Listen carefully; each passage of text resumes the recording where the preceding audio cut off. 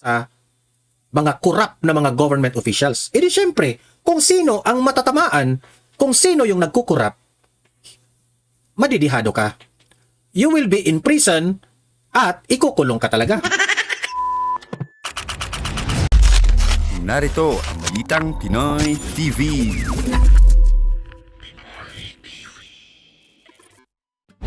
Okay. Balik na naman tayo dito sa usaping mga bitter na mga dilawan.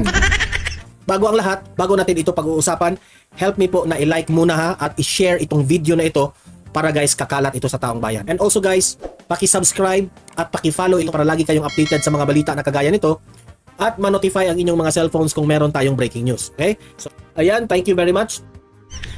Parang sinisiraan na nila ngayon itong early na anunsyo ni VP Sara natatakbo sa 2028. Kasi ang pautot ngayon ng mga dilawan ay kaya raw si VP Sara ay tatakbo sa 2028 kasi magre-revenge raw itong si VP Sara. Wow! Ay, nako sa inyo, kung wala kayong magawa sa buhay, huwag kayong gawa-gawa ng istorya. Itong mga political analyst ng mga dilawan sobrang bitter. Hindi kayo analyst niyan, kundi bias kayo na pagka-analyst. Kasi hindi mo ba nakuha yung punto ni VP Sara kung pakikinggan mo ang kanyang press con na binasa nga niya kung ano ang reason bakit tatakbo siya. The number one reason bakit si VP Sara ay tatakbo kasi lustay na ang Pilipinas. Nalugmok na tayo sa utang. Sirang-sira na ang Pilipinas. Hindi napatuloy yung mga magandang ginawa ni former President Duterte. Puro pamumulitika itong ginagawa ng administrasyong ito. Hindi ba klaro sa inyo yun? Tapos sisiraan pa ninyo ngayon si VP Sara na tatakbo lang yan si VP Sara kasi magre-revenge yan. Utot ninyo. Kasi may hearing kasi kasi na si Leni Robredo ayaw nang tumakbo para sa mga dilawan. Leni Robredo will be a kakamping. At alam mismo ni Leni Robredo na kung tatakbo siyang presidente, matatalo rin siya. So kung ako pa ni Leni Robredo, kung ako ni Leni Robredo, kung merong chance na makipagtandem siya kay VP Sara, iaangat pa ang pangalan niya. Kung si Leni Robredo magpresidente, tapos ang kanyang mga tandem si Hontiveros, another Inidoro. Tapos pagbibintangan niyo si VP Sara na magre-revenge si VP Sara kung siya ay mananalo sa 2028, that is a big bitterness of the dilawan. Mga bitter kayo Okay? Yan ang una nating itatalakay ngayon na siniraan nila itong si VP Sara. Ito si Professor Contreras, itong mataba na wala akong sa mga matataba Dini-describe ko lang yung katawan niya. Yung mataba na si Professor Contreras, ako mataba rin ako dati na siya yung nagsabi na kasi yun talaga ang best description ni Professor Contreras Siya yung nagsabi na magre-revenge lang raw ang si VP Sara. Ipapaliwanag ko na itong si Professor Contreras mali-mali ang sinabi niya. Papaliwanag ko yan ito yung balita. Pakinggan natin. Pero ako kasi ang aking pangamba, they're going to come back with a vengeance. Kita mo naman yung comment ng kanyang mga supporter sa ngayong nagdeklara pa nga lang siya ng kandidatura niya. Meron ng mga tema na naglalabasa na panahon natin ngayon, i-guarantee mo kami sa VP Sara, meron yung lagot kayo. Yung may ganung klase na ang unang mali mo, Contreras, bakit mo pinagbibintangan si VP Sara na may vengeance siya at magre-revenge siya? Yan ang mali mo. Ang pinagbabasihan mo, ang supporters ni VP Sara. Hindi ibig sabihin na kung sasabihin ng mga supporters ni VP Sara na lagot kayo sa 2028, amin na naman ito. Ikilala ko ang mga Duterte, Contreras. Hindi sila ganyan maglaro ng politika. Hindi po ugali ng mga Duterte ang magre-revenge. Tingnan nyo. Noong si Duterte, noong sobrang away nila ni Mar Rojas at that time, noong 2016 election, noong nanalo si former President Duterte, ano ang una niyang sinabi? It is time na magtulungan tayo. Tapos na ang eleksyon, tapos na ang bangayan, tapos na ang siraan, magtulungan tayo. Never nag-revenge si former President Duterte ni man sa kanyang mga kalaban. In fact, papatunayan natin yan. Sino yung kalaban ni VP Sara dyan sa Davao? Sino yung mortal na kaaway nila dyan sa Davao? Ginawa pa nga niyang gabinete. Di ba? Sino yon? Di ba? Yung mga Nograles. Di ba? Trahidor yung mga Nograles. Kinuha silang gabinete. Nakipagkaibigan si Duterte na sila yung rival dyan sa Davao. Pero ginawa niyang gabinete. Kasi po, hindi marunong ang mga Duterte mag-revenge o yung sa Bisaya pa, magdumot. Hindi marunong silang magkimkim ng galit sa kapwa nila kaaway sa politika. Ngayon, ano ba ang mangyayari sa 2028 kapag si VP Sara ang maging presidente? Unang-una, galit si VP Sara sa mga corrupt na mga government officials. E di syempre, kung sino ang matatamaan, kung sino yung nagkukurap, madidihado ka. You will be in prison at ikukulong ka talaga. Kung yung mga kalaban ni former President, kung yung mga kalaban ni VP Sara ay mapatunayan na meron silang ninakaw na pera na galing sa masang Pilipino, di makukulong sila. Hindi revenge ang tawag dyan, kundi accountability. Professor Contreras, huwag mong siraan si VP Sara na sabihin mo magre-revenge. Hindi. Siguro magre-revenge si VP Sara para sa taong bayan. Hindi para sa sarili nilang personal na galit. Kasi sa pagkakilala ko sa mga Duterte, hindi po sila nagre-revenge. Siguro ako, bilang isang supporter ng mga Duterte at kilala ko ang ugali ng mga Duterte, syempre, kapag mga presidente itong si VP Sara, gagawa ito ng paraan para ang kanyang tatay maibalik dito sa Pilipinas. Yan siguro. Pero kung yung magre-revenge siya nila Hontiveros, sino pa yung bumabanat sa kanya nila Franz Castro, sino pa? Itong si Natinio, si Trillanes. Hindi yan magre-revenge si VP Sara unless kung ito si Trillanes, kung meron silang ginagawang masama that lumabag sila sa batas, dapat lang. Hindi revenge yan. Okay? So, wag mong pangunahan na magre-revenge. Siguro, kaming mga supporters ng mga Duterte, kami yung magre-revenge. Magre-revenge kami through bashing. Ibabash namin yung mga kapwa namin vlogger. Magre-revenge kami. Pero yung usaping si VP Sara, hindi ugali nila yan. Contreras. Wag kang, ika nga sabi nila, do not put, ayoko na mag-English. Ano yun? Do not put words into my mouth. Diba? Ay, nako. Diba, pinangunahan mo si VP Sara? Ito syempre kami, i-defend namin yan kasi hindi ugali yan ni VP Sara eh. Okay, patuloy. Ang nakakabahala dito is that it's going to be really more intense than that. Nababahala ka. Kasi ikaw, dilawan ka. Kapag mananalo si VP Sara sa 2028, isa ka sa ibabash namin. Kami mga kapwa vlogger. Pero hindi naman kami, Contreras, hindi naman kami mambabash sa inyo na below the belt. Ibabash ka lang namin na natalo ka na, mali yung mga analysis mo, ganun lang naman eh. Sasabihin nyo pag hindi mananalo si VP Sara, ngayon takot na kayo. Yan nga ang sinasabi ko sa inyo eh.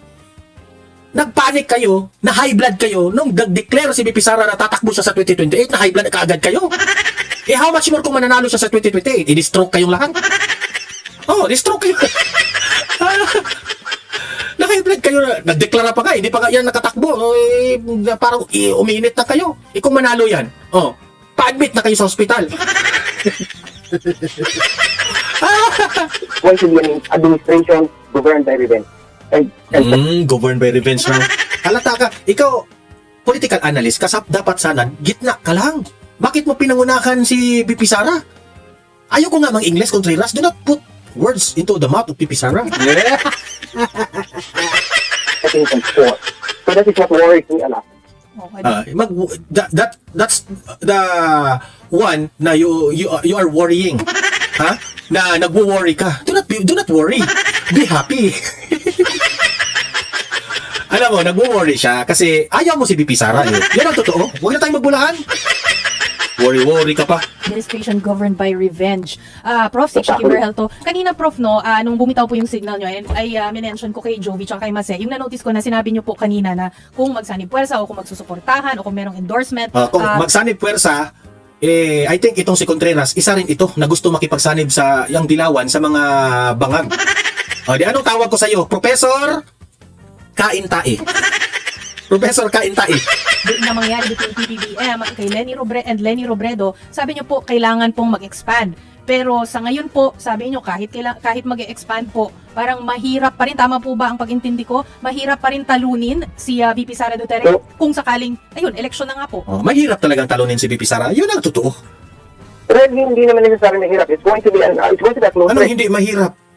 Ha? Nagpanik na nga kayo eh.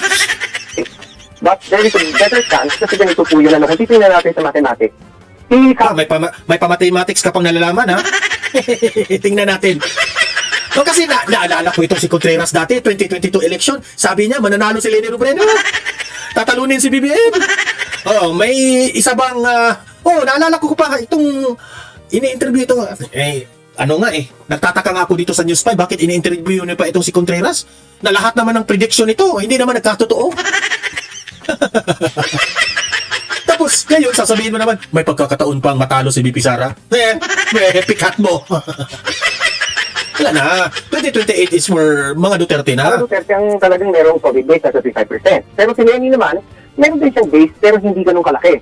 Pag isama mo doon yung base ni President Marcos, tapos ang maaaring maging kapantay o baka masigitan ng kaunti yung base ni Sara.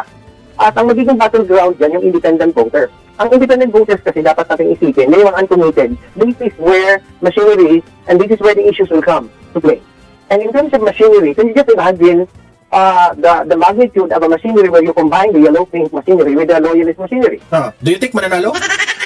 Yan talaga yan kasi, yan ang prinsipyo ninyo eh. Kahit alam nyo, nagbanggaan na yung mga prinsipyo ninyo, willing pa rin kayong makipagtandem. Ito lang yung masasabi ko sa inyo, Contreras. Yak! Ew! Ew! Nahilig pa naman yung anak ko magsabi ng, ew, mami, ew! Yak! Para lang manalo kayo, willing kayong kainin nyo ang suka ninyo. Sinabi nyo pa noon, BBM, never again to Marcos, magnanakaw. Ngayon, ano nangyari? Pwede. Unity na kami, so meaning, magnanakaw na rin kayo. Yak! Wah! It's going to be formidable. Geographically, it's also going to be formidable.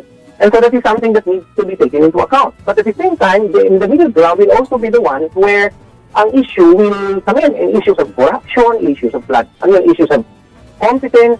Pag issue naman doon, mukhang lamang sila yun. Kasi wala ka namang masyadong maipipinta kayo na corruption.